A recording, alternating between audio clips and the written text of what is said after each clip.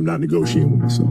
Yeah. The deal was already made. The deal was made. When I set out at the beginning of the summer and said, this is the training plan I'm doing, I signed that contract with myself. I'm doing it. You know, throughout that process, you'll start talking to yourself like, man, I think I need to, maybe if we, nope. No, this is non-negotiable. Good morning. It's a mic'd up session again with a new camera. This is so sick. Like the, shit dog. It's gonna be some good footage here. So mic'd up session, push today. We're gonna go through technique of work exercises. We're gonna go through how to maximize some of the exercises and really how to push and just take you through a good old session too. So guys, stay tuned. Right then, first exercise is going to be a shoulder press. Normally it's going to be a cable cuffed press, but because of the knee I can't walk out to get the cuffed cable press at the moment, so it's going to have to be a machine-based shoulder press. The best one that's being utilized has been someone else over there, so I'm going to have to come to this one. So these exercises, these shoulder press machines can be performed very, very well, or they can be very, very shit. The key for any of these is to make sure your elbows are not fucking flared. That's the kind of the only thing, right? Elbows underneath the hands and you're pressing up. This one diverges in, which is really, really cool. When it goes inwards and then you get more of an anterior delt, which is awesome. So just get a few warm-ups on this. If you spray your hands out too far, you end up just cranking that external rotation, whereas your shoulders are feeling a bit manky. I fucking hate this one. So I go with the other exercise. So we build up, do a few warm-up sets, and then we go for that big old set. Well, actually, fucking 3 big old sets Christian's programmed. And the basis of this workout is that I'm only training three times a week, and I'm doing a bit of push and pull in most of the exercises, because simply we're trying to get as much frequency as possible without the neurological fatigue of training 4 days a week. Because I'm still recovering from my knee stuff, it's going to be not as beneficial to train every single day or loads of times, because I'm still doing physio and still doing loads of stuff. So being able to train only 3 days a week and have that is great for the recovery days. So we're maximising that as best as possible before we go into 4 days or whatever, because we were doing 5 days for a while. Well, we don't need to do that for now. So yeah, let's crack on with the big old set. Right, 10 to 15 to go. Now last time we did a mic'd up session, the fucking tunes were pumping, but today is more fucking Arabic beat. Ain't that great. Right, let's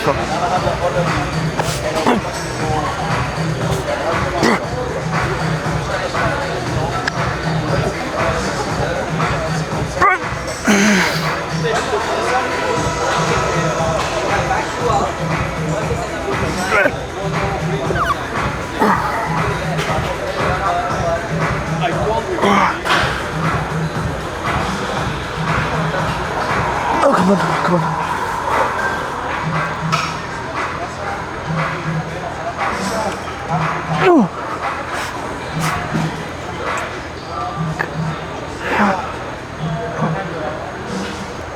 Oh, fucking hell. So, that was fucking difficult. So with these exercises as well, with like the shoulder press or any type of pressing movement, you have to look at what's called active range of motion. It's basically where the shoulder or the joint in nature goes into a passive range, which means that it's not congruent, it doesn't create contraction of the muscle tissue.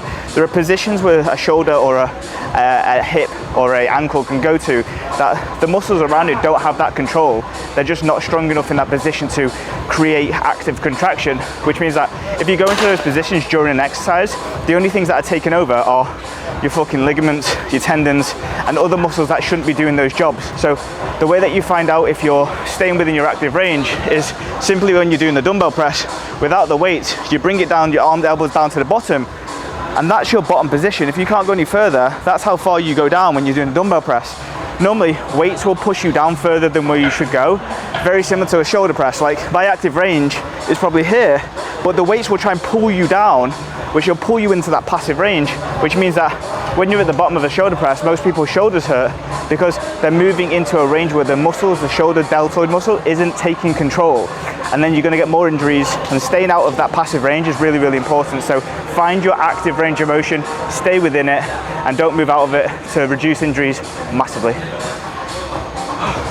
Now another position on the shoulder press that people fucking butcher all of the time is the lower back position. If you don't keep that stable, and you don't keep it in the same place, all you do is just arch through that chest as you're trying to press, which doesn't create any more shoulder. It just creates momentum, it creates cheating, and then therefore not creating any more delt movement. So when you're locked in against here, you have to think about contracting the quads and pushing yourself backwards into the pad so that you're creating stability. You're creating that ability where you're not doing anything other than stabilizing the hip, which means that you can only use your elbows and your hands to move forwards. So when you do that, the lower body part of your body is absolutely stable, and then the only thing that works is the hands. Now when you are shoulder pressing, when you're in that position, your elbow is the major focal point. Whether you fucking punch with your hands or whether you move with your hands, it doesn't matter. The elbow position is closer to the shoulder, which means that if you monitor where your elbow goes, your shoulder will follow. So when you're in these positions, as I do this third set, I'm thinking about my elbows driving upwards and inwards, as opposed to what my hands are doing. I couldn't give a fuck what my hands are doing.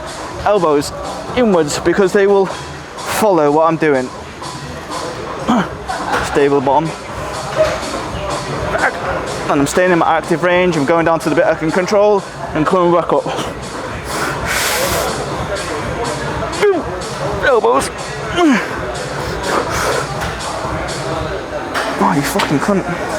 And then when you don't cheat, that's what it looks like. So there's one thing I fucking hate about this gym, and it's the cable stacks. They've got one cable stack over there, which is the short one, but everybody used it. And now we've only got the long ones. And I'm trying to do like a fly variation, and it's really, really difficult. So first of all, when you're trying to do a fly variation with a cable, the key is always to sit down and be stable. Whereas the benches are here are a fucking premium, so I'm gonna have to do it standing. And that means I won't be able to load it as heavy, I won't be able to progress it, and I'll be all over the shop when I'm trying to stabilize. You do as best as you can, and the wider cables are not exactly ideal, but I'll talk you through what the difference is between the low cables and the high cables when I do them. But you just gotta do and make adaptations in the gym, right? Like, you can't always have a fucking perfect workout. You can't always have a perfect kit. So it's about you trying to do the best as you can. Like, I'm so fucking happy with this camera. It's fucking so sick. So it's a fucking annoying, because you have to wait ages for these cunts as well. And I haven't really done cable flies in such a long time with my knee. So you come out with one foot in front of the other, you want to stabilize, and you want it at the elbow. So I'll talk about that in a minute, but let's just fucking get this little warm-up set in there. Squeeze across. So with a cable, the reason why they work better than a dumbbell is because they peak in the middle, they get harder here, which means that the chest is in a shortened position and you can work it better.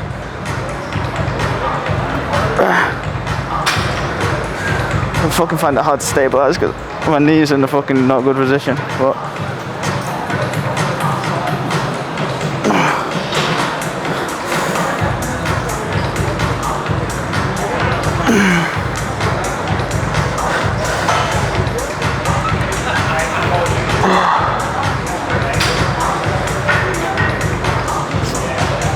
okay. So you want the cable at shoulder height, because if you have it at shoulder height, then you get to push across the chest where the chest actually works. You see, if you're always in a situation where the chest is, you're trying to push either higher than the shoulder or you're going lower than the shoulder, you're not exactly going to get the chest. Like, your chest has two portions. It works the clavicular head and then the sternal head. The clavicular head works when you bring an adduction across the body, and the other one is a slight downward position. So when you're working in those facets, you want the shoulder height of the cable to reflect that, and you'll get the same type of motion, which fucking work the chest well. That's all I'm trying to say. Or it'll work the chest as effectively as possible without as much shoulder pain as possible or shoulder strain as possible. So we're gonna do a proper set now, 10 to 15, and I'm gonna put my camera out there.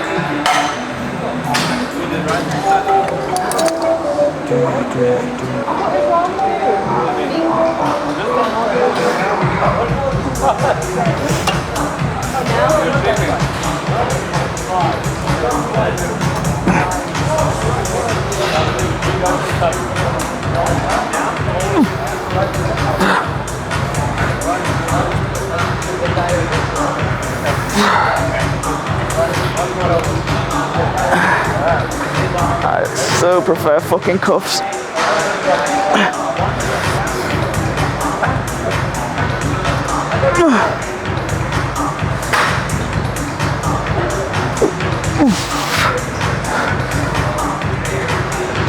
Elbows. elbows across, same as the shoulder press, elbows across. Oh,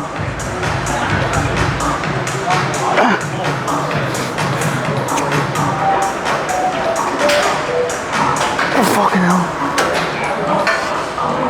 Always that movement, always that movement. That's all the fucking chest is. Here we have a young Milija Sjekovic.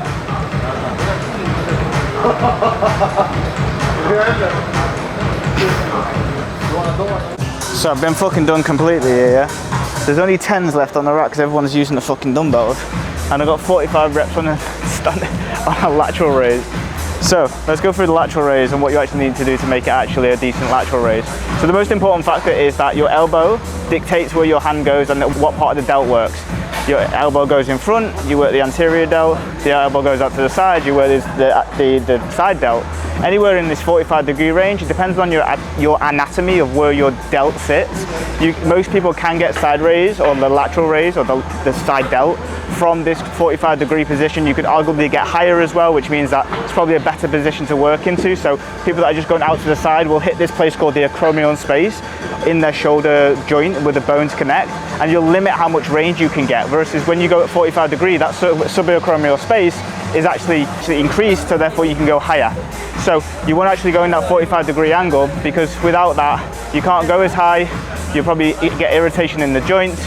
But ultimately it comes down to your anatomical position. But the most important thing is that elbow stays on top, and as you go up, you don't want to twist outwards. The more you twist outwards, the more anterior delt comes, the less side delt that you get. So we've got 45 reps now, so when we're doing like a set of 45 reps, we're breaking it down into, you know, manageable chunks. You don't want to go 45 in one go, that's fucking crazy. So you want to do it in smaller chunks. So I'm doing like, I don't know, well, depends if I'm going to do 10, 5, 5, 5, 5, 5, until you get to that point where you're 45 and you're fucked. So we'll crack into that now. And side delts or the lateral raises have so many other components too, which I'll talk about as we go through. So ribs need to stay down so that you're not flaring and moving upwards and downwards, which changes what happens at the top of your shoulder or what's on top effectively. So rib cage stays down, elbows go out to 45, and then you're looking at keeping the elbow on top and not twisted outwards. So let's fucking have it. Rib cage down. There you go.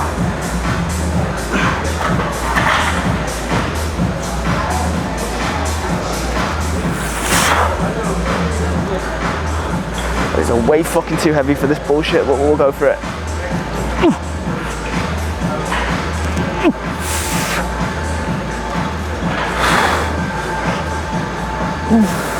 Grip tight. More grip, more neurological connection. Less bend. And as you go through as well, people start bending their elbows more, which then creates less load on the shoulder, more load in the elbow or the bicep. So you have to keep your arms straight as much as you can, or the fixed position. 10 seconds rest.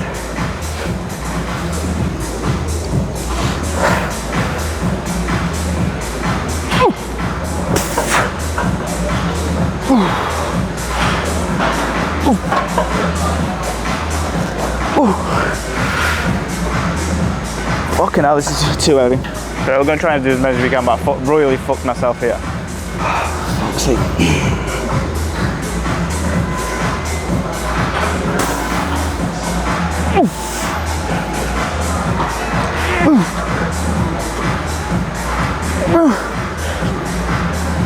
Fuck's sake. Come on.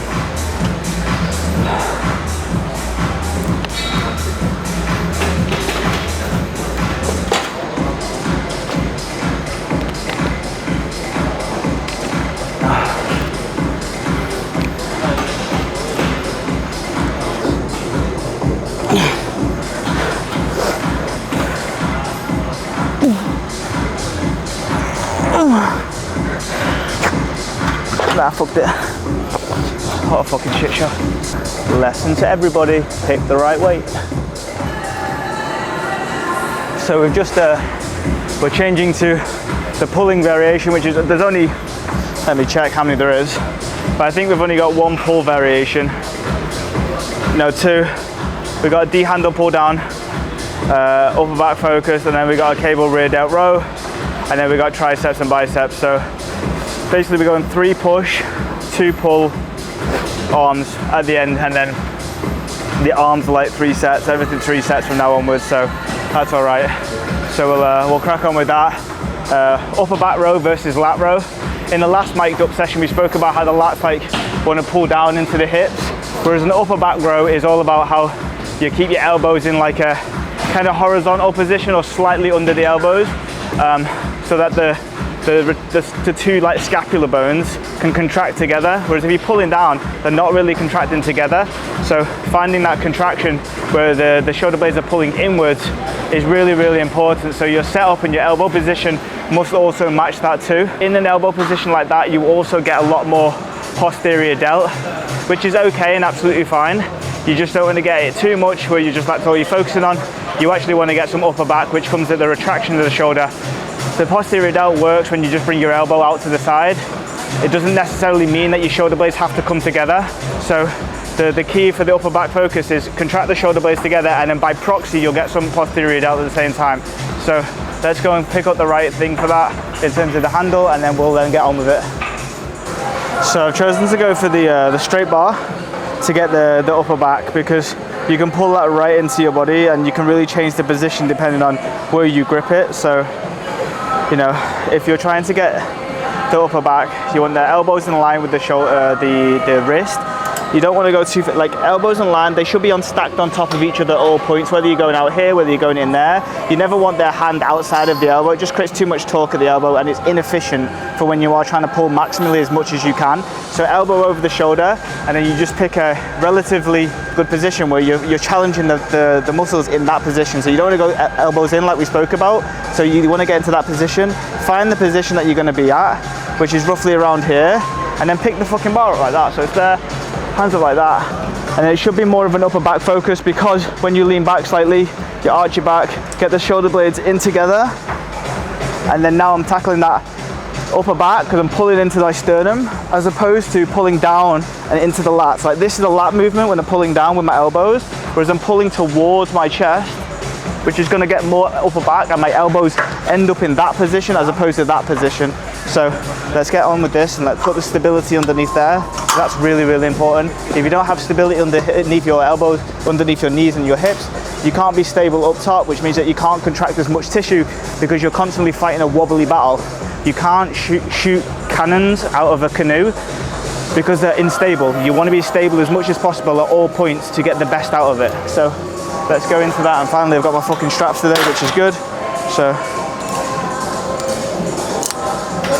strap up and wrap up, baby. Let's go for it.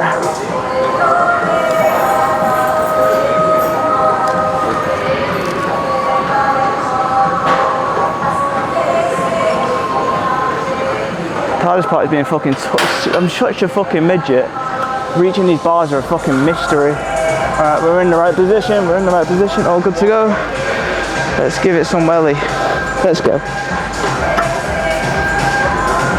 Pull.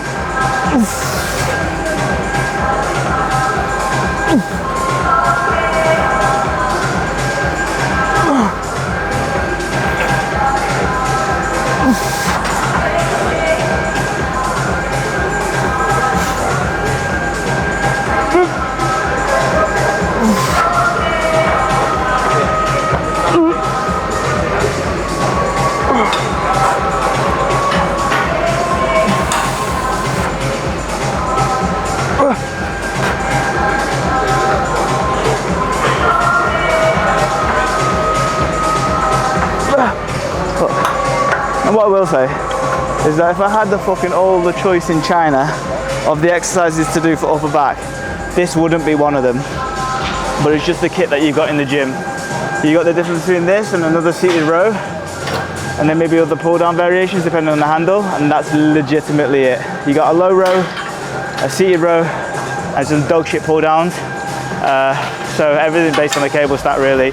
So it's not exactly our most ideal, but we train here because it's convenient, and that's the thing with gyms, right, is that the research is really clear. If the gym is not in a 5-mile radius of your house or your work or your most significant place that you go to, you're never going to go consistently. So we would rather go for convenience as opposed to optimal. We could travel 25 minutes to Binus and get the most amazing gym, but people in there aren't always, it's a meathead gym and it isn't always welcoming or nice. We got friends here all the Serbians are here, so they fucking love Millie.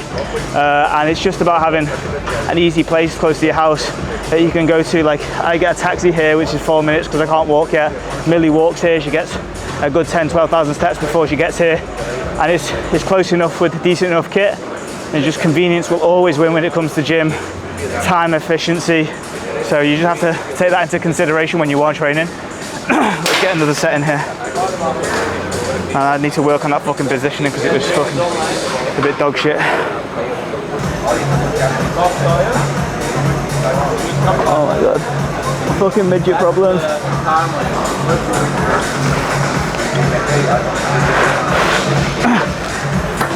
Arch your back, lean back. Let's go.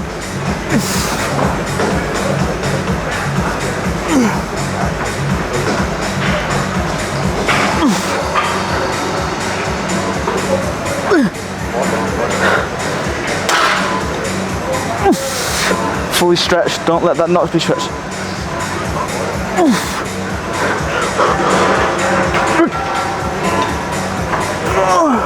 Come on, one more. Oh, fuck. Definitely hit it that time. But you got to hit that full stretch as well. Like, if you're going in this position and you're going up halfway to pull it back down, you're missing the whole point of what you're trying to do. You're trying to stretch muscle tissue and then contract it again. That's literally your goal in any exercise. I don't give a shit whatever else there is. There's literally a stretch and a contraction. That's it. So if you're missing out on the stretch because you're trying to pull it down, you're missing out. If you're not getting it down fully to getting it shortened, you're missing on that side too. So stretch, contract, stretch, contract with the most amount of weight, the most amount of times, and that's it. So this session might be cut short because I didn't know I needed a permit for a proper camera, even though I've used my other camera. This looks a lot more professional, so they must be not very happy the fact that I didn't use a permit. So she came to me and said, Nathan, you need a permit for this camera because it's professional. I was like, oh, okay, well, I brought in the camera. What's the difference between this and an iPhone? Because they're nearly nuts the same. She just, you need a permit for it. So that didn't get told off, you just need a permit for it. So I need to basically get a permit for once a week, and she was fine with that. So I'll see if I can get away with the rest of the session, but if it cuts out after these rows, then obviously you know why, and I'll come back and make sure that I do a proper session next time. But with the posterior delt rows, the key fundamental is that every machine is made differently, or every cable is made differently, but you want the position of where your elbows are out to the side. If you're here, your posterior delt runs across this way, so you can pull it in that way, and that's when you'll hit it the most. So you want to have the setup the most where your elbow is out to the side, elbows on top of each other, and you're in that position there. So I've got a cable stack here, which is just this cable. I'm using ID handles like this to create a better position for my wrist, because you don't want to have a fixed wrist like that. You want to be able to be as much flexible as possible, so it doesn't like create shear on it. So, or like make it really sticky. So I don't even know what that means, but basically just don't want to get in a stiff position when actually your wrist isn't meant to be there. So you want to use that in that position, and then you just go out to the side as much as you can. So we're going to hit that up and then see what that's like. I'm going to try and put you in this angle here so it's less conspicuous, but hopefully that makes sense. So there you go. So line up, elbows out to the side, perfect. Looks a bit weird with the handle because it's not usual handles, but it feels so much fucking better. And it doesn't really matter if your shoulder blades are coming together, because it's not about that, it's about the elbows going out, step backwards. So you're thinking about elbows out, and then stretch, and then pulling slightly underneath the shoulder is probably better.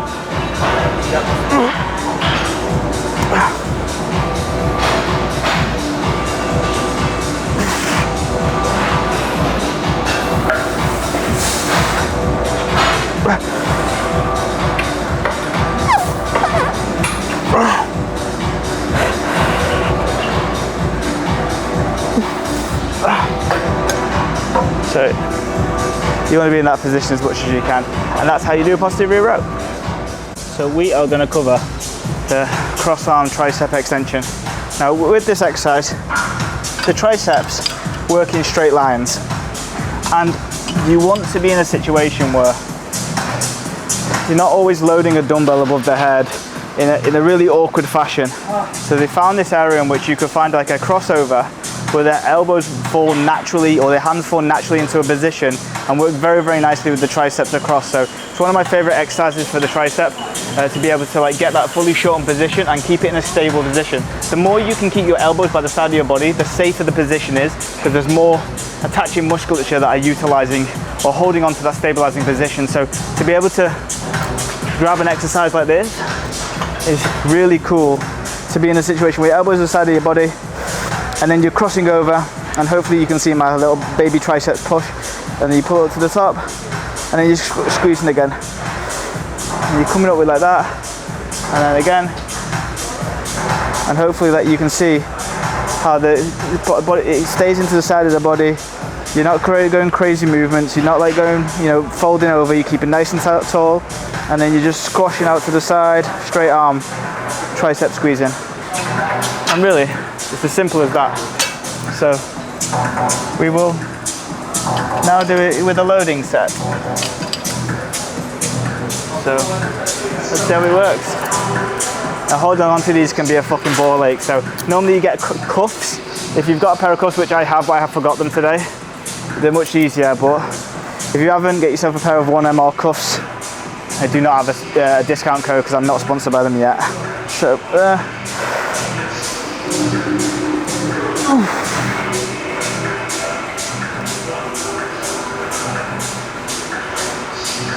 keep nice and straight. Try to side of me.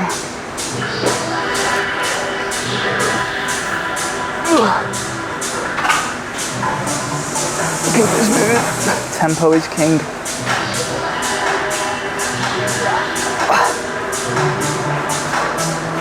Get it short, get it short. When it gets harder, you're tempted not to get it as short as possible, but you have to. You have to get it short. You have to get it to a straight position to get the most out of it.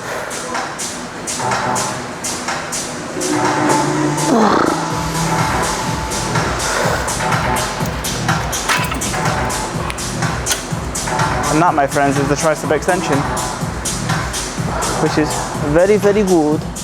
Also, I'm just going to show you again because I realised how fucking dirty that mirror was. Crossover, right hand on the left one, left hand on the right one. And you're in this position. Hopefully you can see one of my triceps anyway.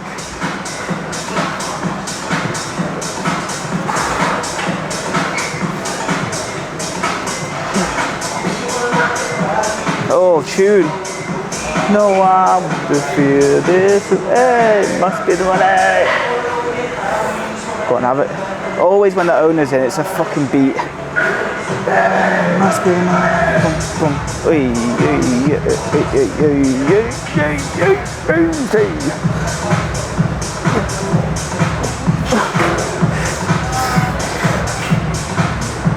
Oi, well, bollocks, there you go.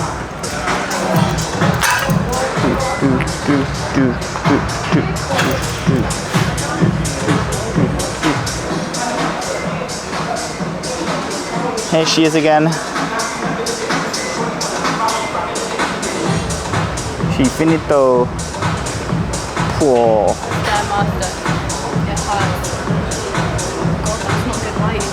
No, you're a beetroot. You need a permit to use it in the gym. Yep. So this one is a cable rope curl, but I don't really like the rope curl. So when you're doing a rope curl, your hands are really inwards, and for me it creates a lot of elbow pain because I'm inwards more often. My shoulders are round, I'm trying to pull this up. So I'm going to do a straight line cable curl, which is just where you're facing it. As I spoke in the second, like the other mic'd up session, it's really important to note where your elbows and what bicep positions you're working in. So you've got a short position, which is the one working in a preacher curl. This is more of a medium neutral position. Then you've got the lengthened position too. So I'm going to show you this one now. So I'm coming out like this with both hands, and I'm in the neutral position, pulling up. And this way I can get my elbow straight, and I'm not having to stress the elbow by going on by the rope attachment, which can often cause problems for some people, which is especially me.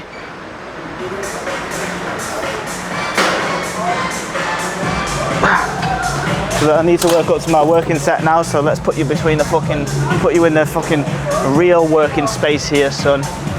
Working there. Get the weights up, 60 in the side. Let's do it. Oh yeah, let's fucking have your son.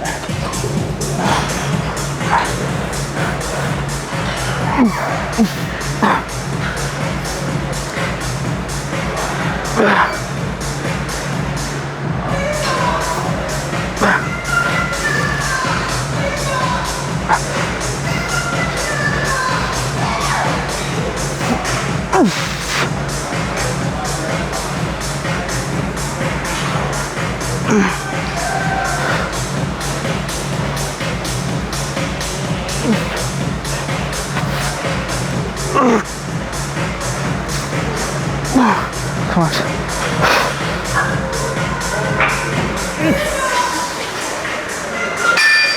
Oh, fuck. So I'll still come across anyway, like, I'm not gonna come straight out to the side here, but I am gonna lean in slightly because that diagonal position is what works for me.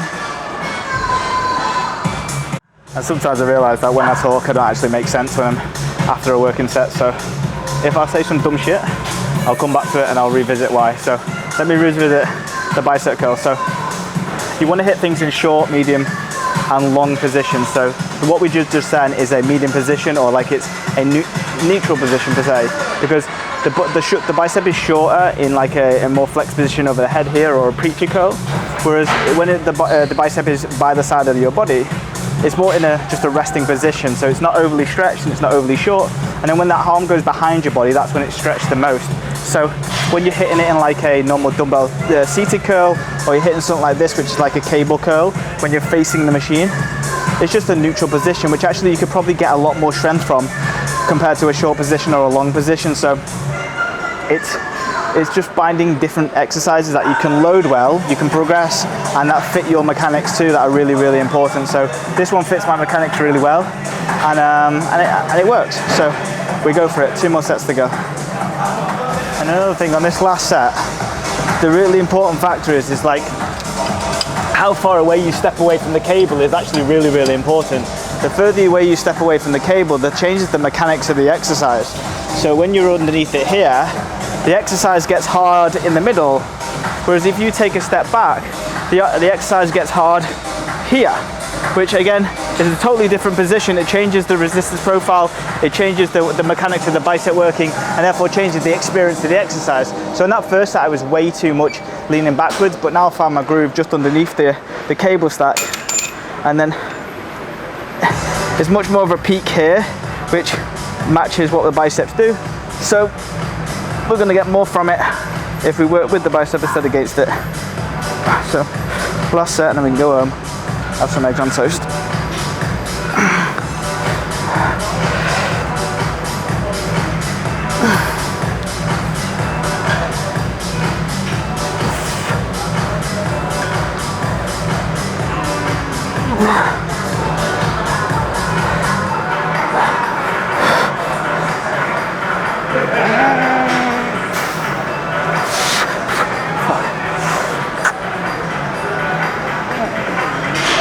Bollocks. Now time to go home. Alright, so we are done. Dusty mirrors again, fucking hell, they need to clean these mirrors. Anyway, hopefully you enjoyed this push/pull session, and it's one of my favourite ones of the day. Hopefully I explain why we're doing the certain exercises and how they are, and hopefully they help in terms of the technique that you can do for your exercises too. So like, subscribe, comment to everything that you can do on my page, and we'll be in front of the one soon.